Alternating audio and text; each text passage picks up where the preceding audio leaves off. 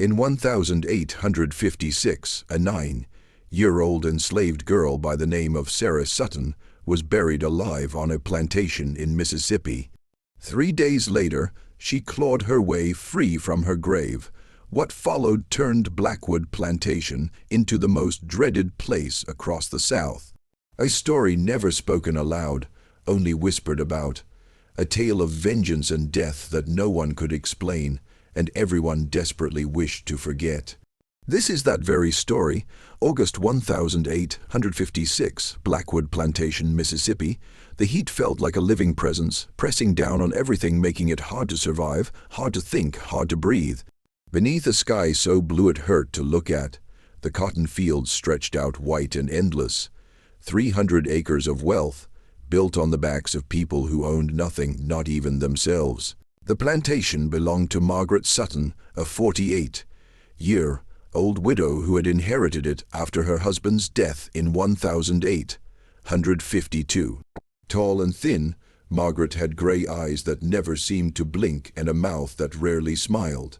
She ran the plantation with an iron will, determined to prove that a woman could manage such an enterprise as well as any man, better even. She kept meticulous records of every expense, every bale of cotton, every enslaved person, and their assigned value. To Margaret, the plantation was simply a business. The people who worked it were inventory, nothing more.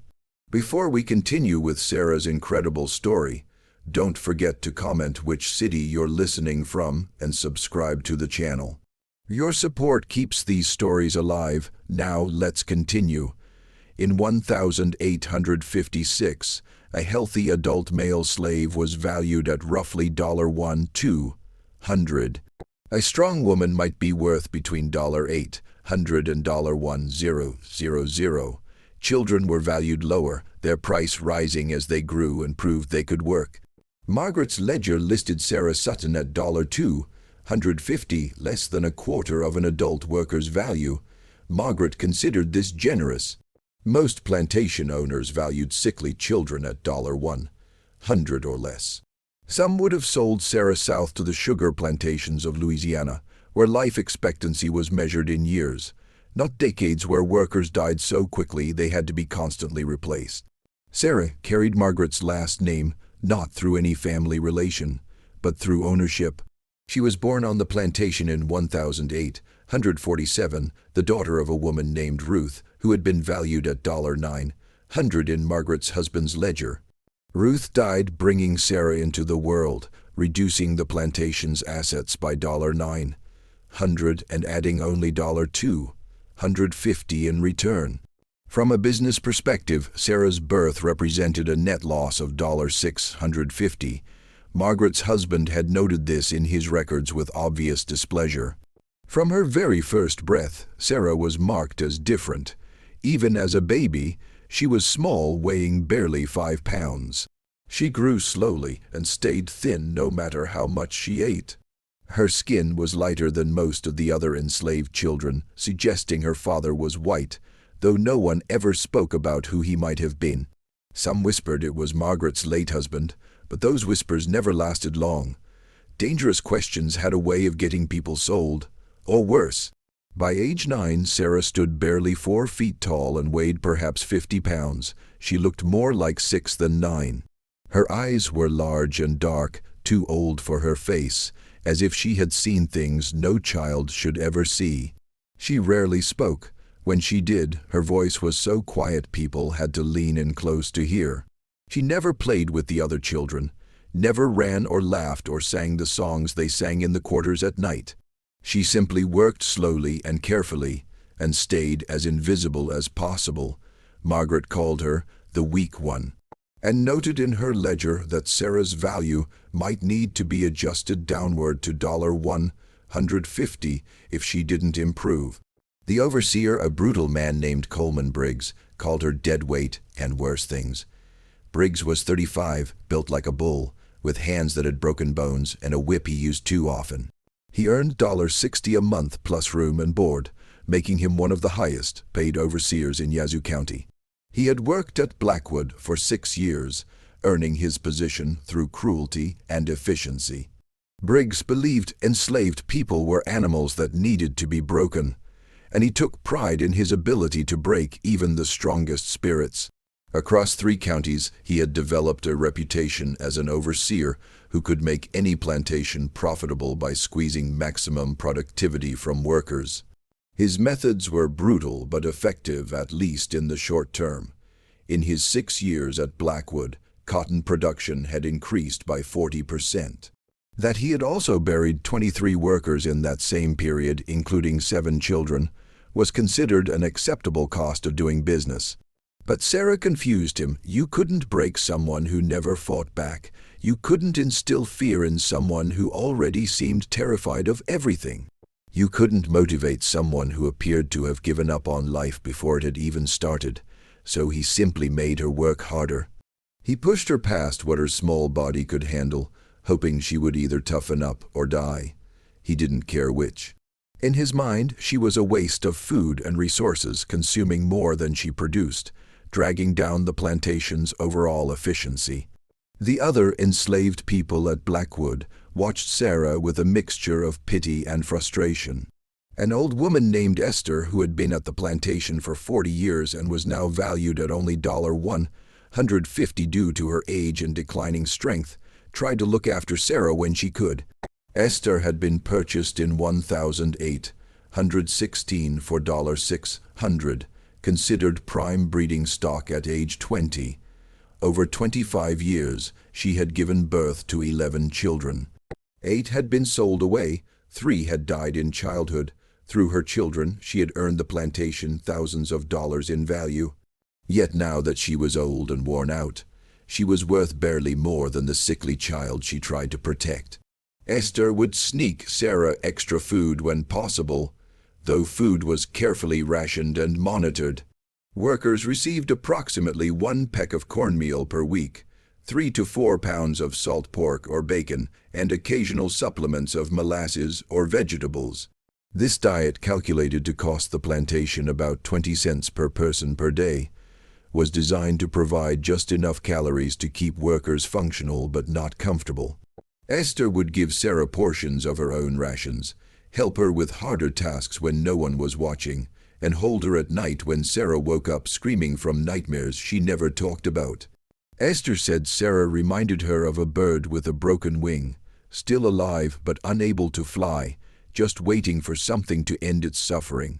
She told the other women in the quarters that Sara wouldn't live to see 15. The girl was too weak, too fragile, not meant for this world. Better she go to God sooner rather than later, before life broke what little spirit she had left. The other women would nod sadly, having seen too many children die to argue with that logic. In their experience, death was sometimes the kindest thing that could happen to an enslaved child.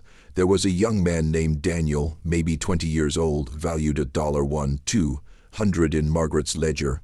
Strong and smart, he was worth his high price, with years of productive labor ahead of him. He had been born on the plantation, the son of 2 valued workers, and had grown into exactly the kind of asset Margaret prized. He could pick 200 pounds of cotton a day in peak season. He could repair equipment. He could read numbers and keep basic records, making him useful for more than just field work. Daniel often worked near Sara in the fields. He would try to help her, carry her cotton sack when it got too heavy, take over her row when she fell behind. But Briggs noticed everything, and helping someone else meant both people got punished.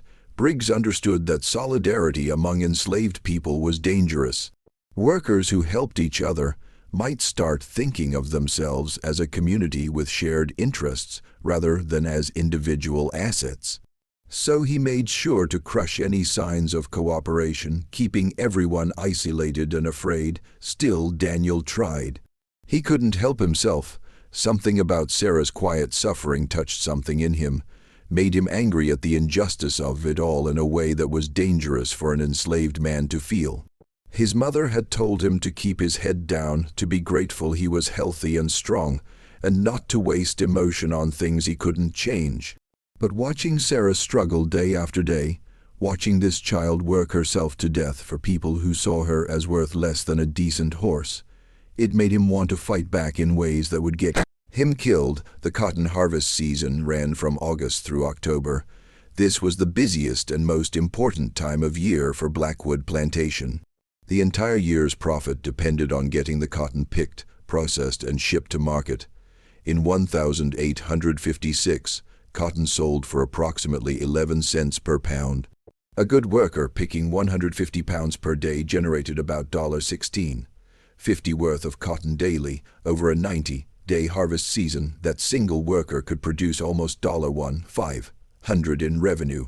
Subtract the annual cost of feeding, housing, and clothing that worker, approximately $73, and the profit margin was clear. This is why plantation owners pushed workers so hard during harvest. This is why they calculated everything down to the penny. This is why a child like Sara, who could only pick 30 or 40 pounds a day, generating maybe $3 or $4 worth of cotton daily, barely covering her own maintenance costs, was seen as a liability. In the cold mathematics of slavery, she didn't make economic sense. She was inventory that wasn't appreciating in value. That was actually costing more to maintain than she produced. Each enslaved person at Blackwood was expected to pick between 150 and 200 pounds of cotton per day. Adults who picked less faced punishment, usually whipping, sometimes worse. Briggs kept careful records, weighing each person's cotton at the end of each day, recording the amounts, comparing them to quotas. Those who exceeded their quotas occasionally received small rewards. An extra bit of food, a Sunday afternoon off, a word of praise. Those who fell short faced consequences that escalated with each failure. Children under 10 were expected to pick at least 75 pounds per day. Sara had never once met this quota. On her best days she managed maybe 40, most days it was closer to 30. Every day she fell short, Margaret docked her food rations by an amount proportional to her shortfall. If she picked 40 pounds instead of 75, she received about half rations that night. The logic was simple. If you don't produce enough to justify your food, you get less food. This created a downward spiral where underfed workers became weaker and less productive, which led to more food reduction, which led to more weakness. Didn't concern Margaret. The weak were supposed to die. That was nature's way. That was how you bred strong stock. Briggs added punishments of his own. He would make Sara work through meal breaks, assign her to the hottest, most difficult rows, stand over her criticizing, mocking, sometimes cuffing her on the back of the head when she was too slow. He told her she was worthless, that she was stealing from the plantation, that she should be grateful. Mrs. Sutton didn't just sell her to the sugar fields where she would be dead in a year. August 15, 1856, started like any other day. The sun rose hot and angry, the sky already bright at 5:00 a.m., when the bell rang, calling everyone to the fields. Sara dragged herself out of the small cabin she shared with Esther and 5 other women. The cabin measured approximately 16 by 20 feet, housing 7 people. Each person had about 46 square feet of space, roughly equivalent to a modern prison cell. The cabin had no windows, just gaps in the walls for ventilation. No furniture except for rough sleeping platforms. No privacy, no comfort. Sara hadn't slept well. She never slept well. Her body hurt all the time now, a constant ache in her bones and muscles that never went away. She was coughing more lately, a dry hack that made her chest hurt and brought up flecks of blood sometimes.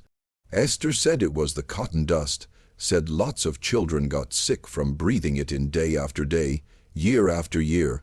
The tiny fibers got into your lungs and never came out, causing constant irritation and infection. Some people got better.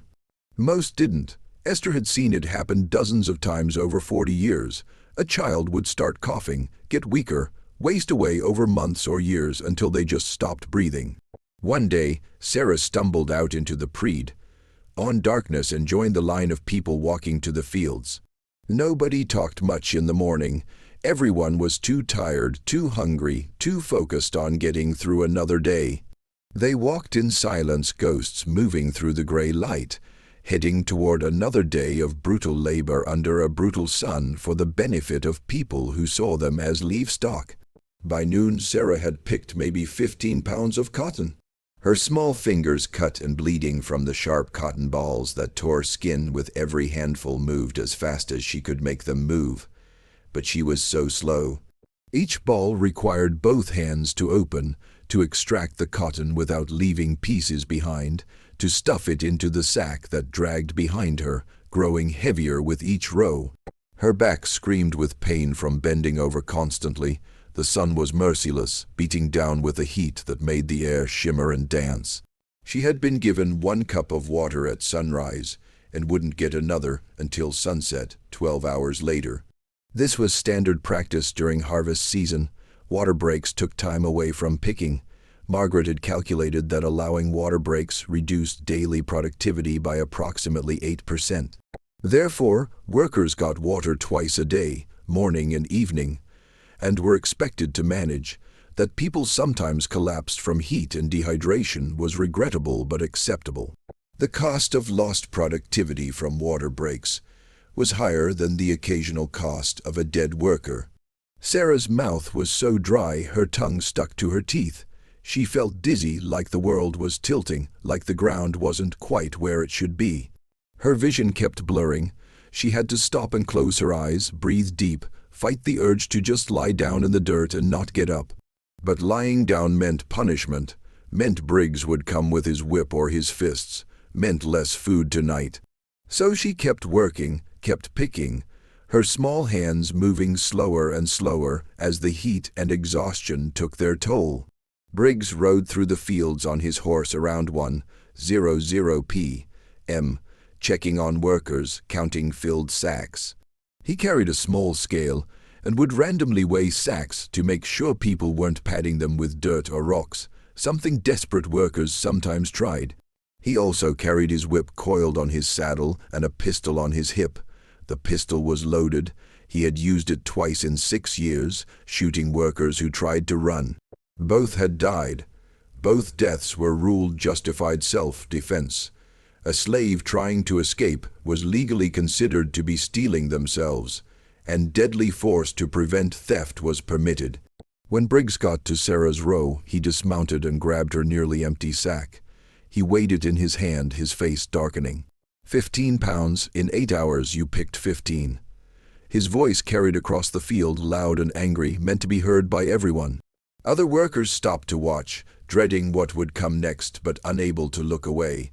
They had seen this scene before, many times, with different children. It always ended the same way. Sara stared at the ground, swaying slightly. She whispered, "I'm sorry, sir. I'm trying my best." Her voice was so quiet Briggs had to lean in to hear it. This made him even angrier. He hated when they were submissive like this, when they wouldn't even fight back enough to make punishment satisfying. Your best is 15 pounds. He grabbed her arm and yanked her upright, shaking her. You know what you cost this plantation. You know what Mrs. Sutton pays to feed your worthless mouth. He grabbed her arm and yanked her upright, shaking her. 20 cents a day, that's what it costs to keep you alive. 20 cents a day for food and housing and the clothes on your back. You know what 15 pounds of cotton is worth. $1.65. You know how many days it takes you to earn enough to pay for 1 day of food. About 8 days. You're stealing from this plantation. You're stealing food from people who work hard, who earn their keep. You're a thief. The math was accurate but deliberately misleading. It didn't account for the fact that Sara had been forced into this work, that she was 9 years old, that she was sick and underfed. It didn't account for the fact that she never asked to be born into slavery, never agreed to this arrangement, had no choice in any of it.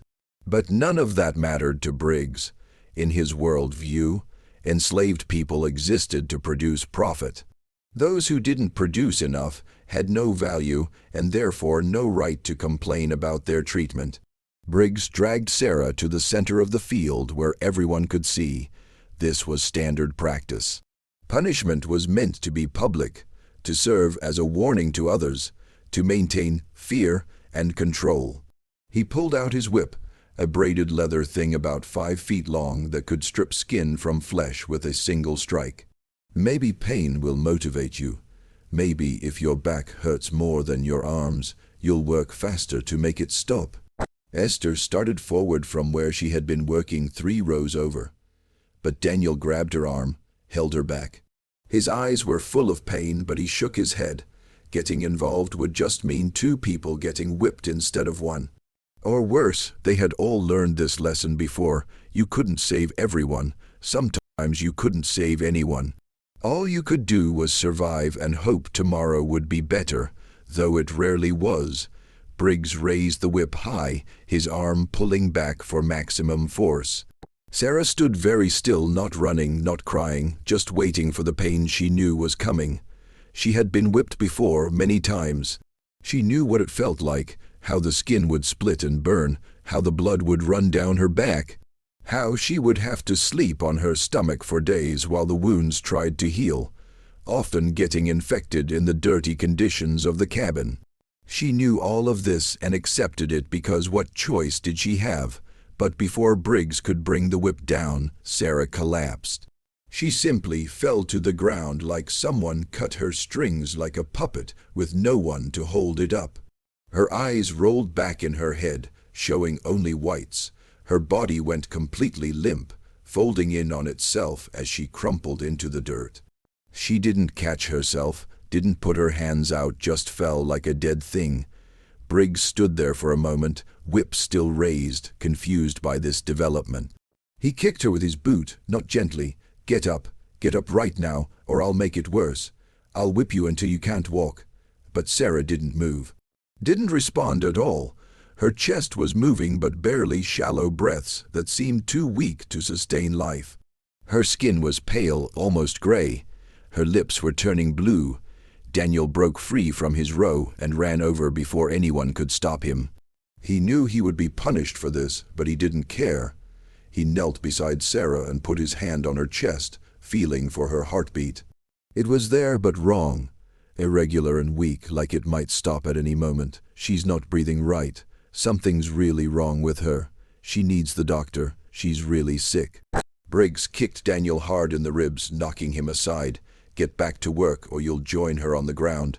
But Daniel stayed where he was, protecting Sara's body with his own. She's dying, can't you see that? She's dying right here in the dirt. At least let her die somewhere with shade. At least give her that much. Briggs looked at Sara's still form and cursed under his breath. If she died in the field from a whipping, there would be questions.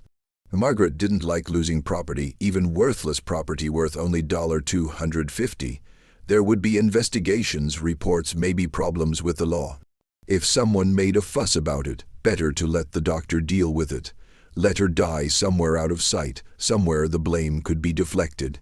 He called for 2 other workers to carry Sara to the plantation house. Take her to Dr. Merritt. Let him figure out what's wrong with her, and you. He pointed at Daniel. Get back to work. I'll deal with you later. Daniel watched as they carried Sara away. Her small body so light she looked like she weighed nothing at all, like she was already a ghost. He had a terrible feeling he would never see her alive again. The plantation doctor was a man named Thomas Merritt, 72 years old, who had been practicing medicine for 40 years. He charged Margaret $30 per year to be on call for medical issues at Blackwood. This worked out to about 8 cents per day, making him one of the cheaper expenses of running the plantation. It was easy money for minimal work. Most of his treatments involved bleeding patients, which required no expensive medicines, or giving them laudanum, which cost about $2 per bottle and could be stretched for months.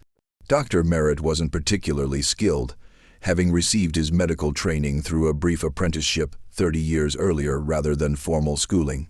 But in rural Mississippi in 1856, skilled doctors were rare and expensive.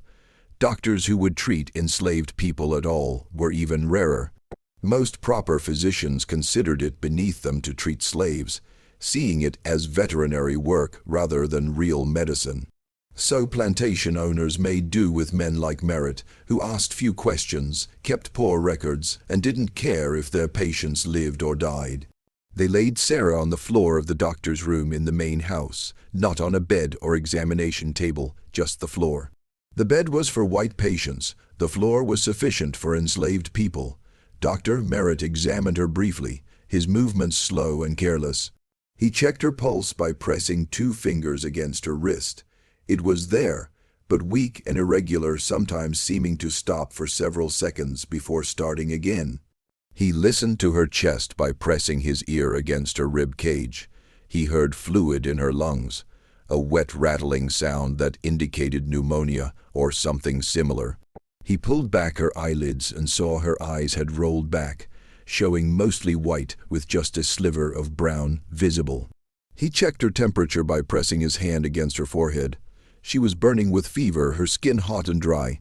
He checked her hands and feet and found them cold, the blood retreating from her extremities as her body tried to preserve her core.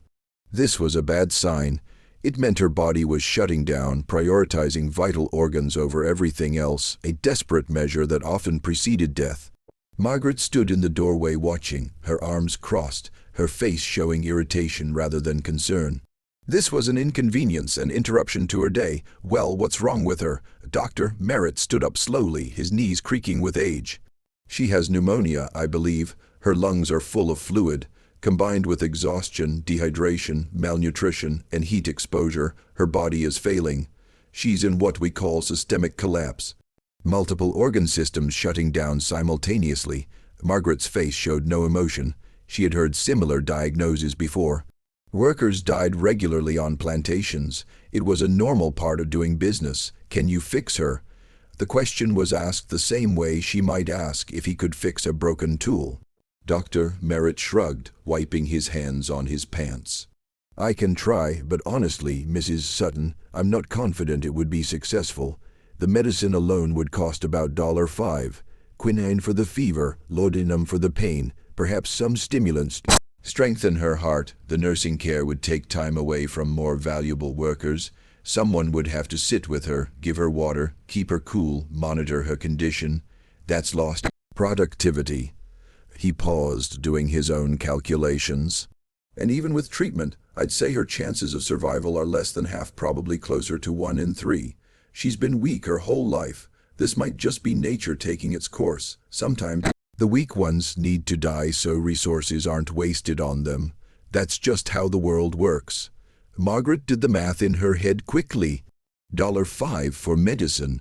Perhaps another $5 in lost productivity from whoever had to nurse Sara. $10 total to maybe save a girl worth $250, but only if she recovered fully and became a productive worker, which seemed unlikely given her history. If she recovered but stayed weak, she might never be worth more than $150 or even $100, making the investment a loss. And there was a 2 in 3 chance she would die anyway, making the entire $10 wasted. The smart business decision was clear. Margaret had built Blackwood's profitability by making smart business decisions, by not letting sentiment interfere with economics. Don't waste the medicine, she said. Her voice was firm, final. Make her comfortable. If she dies, God's will. This was a common phrase among slaveholders, attributing deaths to divine providence rather than their own decisions. It made it easier to live with. Dr. Merritt nodded. He had expected this answer. He had given similar advice dozens of times, and Margaret had always taken it. Why waste resources on a failing asset? Better to cut your losses. He gave Sara a small dose of laudanum, maybe a 1/4 teaspoon, just enough to dull her pain slightly, but not enough to waste valuable medicine on someone unlikely to survive. Then he left her lying on the floor and went to have his dinner. It was 3:00 in the afternoon on August 15th, 1856. By 6:00 p.m., Sara's condition had worsened significantly.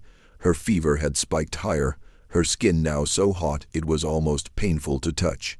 Her breathing had become even more shallow and irregular, sometimes stopping completely for 10 or 15 seconds, before starting again with a wet, rattling gasp. She hadn't regained consciousness. She hadn't moved at all, except for occasional twitches and convulsions as her body fought its losing battle. Dr. Merritt checked on her once more around 7:00 p.m. and shook his head with certainty. She'll be gone by morning, probably much sooner, maybe an hour or two at most. He told Betty, one of the house servants valued at $600, who served as a maid and occasional nurse, to watch the body and let him know when Sara passed so he could sign the death certificate. Betty sat on a stool in the corner watching this child die, feeling helpless and sad but not surprised. She had watched many people die over her 30 years at Blackwood. Death was common here, expected, almost routine. At 8:35 p.m., Sara Sutton stopped breathing. Her chest, which had been moving in those shallow, irregular breaths, went still. Betty waited a full minute watching, but there was no movement. She called for Dr. Merritt, who came down grumbling about being interrupted during his evening reading. He checked for a pulse in Sara's wrist. Nothing. He held a small hand mirror to her mouth, watching for fog from breath. The mirror stayed clear. He pressed his ear to her chest, listening for a heartbeat. Complete silence. Dr. Merritt pronounced Sara dead at 8:35 p.m., August 15th, 1856. Cause of death: pneumonia complicated by chronic weakness and multiple contributing factors. He recorded it carefully in his medical ledger, where he kept records of births, deaths, and treatments at Blackwood. Sara Sutton became entry number 437 in that ledger, one of 38 deaths he had recorded in his 6 years serving the plantation. Most were children or elderly slaves. A few were adults who had been worked to death or died from accidents or disease. All were noted with the same clinical detachment, just facts and figures, dates and causes. Margaret was informed while she ate her dinner. She barely looked up from her roasted chicken and vegetables. Have them bury her behind the barn. No point wasting space in the cemetery, and do it quickly. This heat will make the body deteriorate rapidly. This was not unusual. Enslaved people who died were often buried quickly in unmarked graves, especially children, especially sick ones who hadn't been productive. They weren't considered worthy of the space or ceremony afforded to white people, or even to valuable adult slaves who had earned some measure of respect through years of hard work. The cemetery Margaret referenced was reserved for white people and occasionally for extremely valuable or long-serving slaves who had been favorites of the family. It had proper headstones, maintained plots, regular care.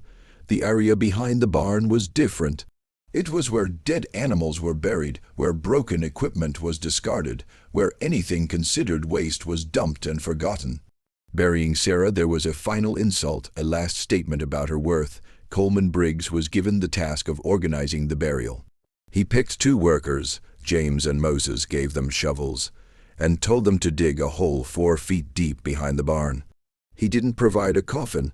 Coffins cost money, at least $5 to $10 for even a basic pine box. That was money Margaret wouldn't waste on a child who had cost the plantation more than she produced. He just had them wrap Sara's body in an old piece of canvas that had once been used to cover cotton bales, but was now too damaged to be useful. The burial took less than an hour. James and Moses, both men in their 30s, dug the grave in silence, working quickly in the fading light. They had buried people before too many people. The ground behind the barn was soft from previous burials, easy to dig. They dug down about 4 feet, creating a hole roughly 6 feet long and 2 feet wide, just barely big enough for Sara's small body. They placed her in the ground, still wrapped in canvas, her face covered. No ceremony, no prayers, nothing. Briggs wouldn't allow it. Religious services for slaves had to be approved and supervised, and he wasn't going to waste time on a child who had been more trouble than she was worth. James and Moses filled the dirt back in, covering Sara's body, patting it down flat. By 10:00 p.m., it was finished.